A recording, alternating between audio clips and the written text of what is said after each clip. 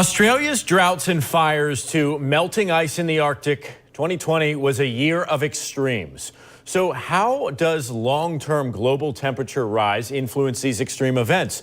And where does 2020 rank in that long-term record? Dr. Gavin Schmidt, the director of NASA Goddard Institute for Space Studies, joins us this morning. A lot to talk about and really an unprecedented year.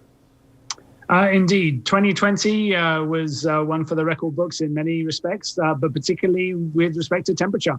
It tied for the warmest year with 2016, which you might remember was a year affected by a very large El Nino event in the tropical Pacific. We didn't have that last year, and yet 2020 was still as warm as that, and the warmest years in the instrumental record going back to the late 19th century. And most of our viewers watching are in Florida or Georgia, so hurricanes are always on the horizon for us. It's a big concern. Right. It's something that we watch every single year.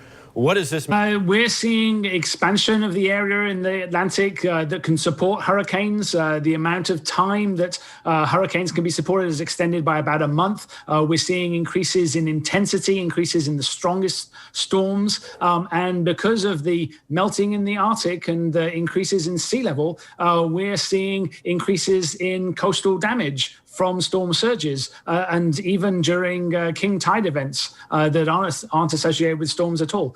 Those are associated with that increase in sea level, which is driven by the warming and by the melting of ice. How else do changes to Earth's global temperature impact us as humans? Because we've seen the effects, all across, depending on, regardless of where we live. Yeah, so we're seeing more heat waves. That's pretty direct. We're seeing more intense droughts because of the drying of the soils.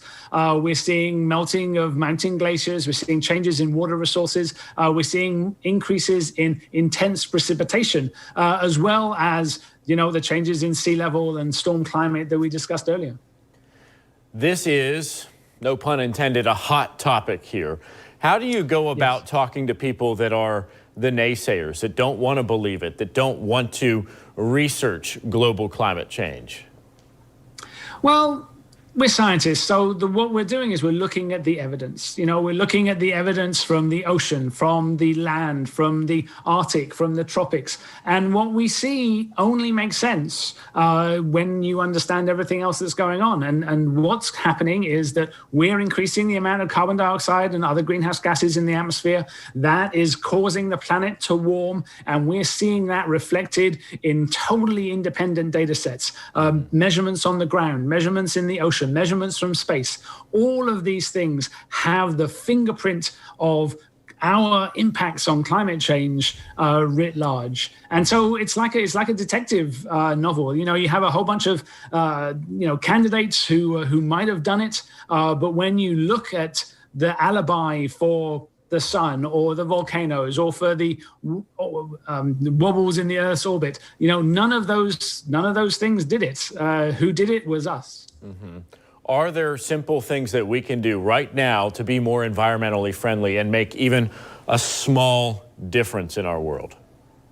Right. I think we have to remember that as individuals, we wear multiple hats. We're consumers, we're voters, we're citizens, we're parents. And throughout all of those different elements, we can make better decisions, and we can help other people make better decisions that are more environmentally sound and that end up reducing greenhouse gases. There's a lot of decisions, and we have to start now.